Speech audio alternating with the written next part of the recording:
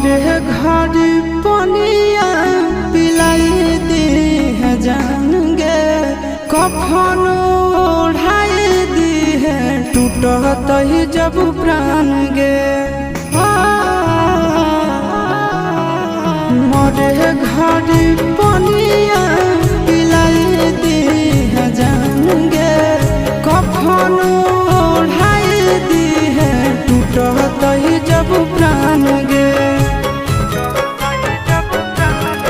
हगे हमारा से तोरा जाती प्यार होता भेंट सक छात कर लगे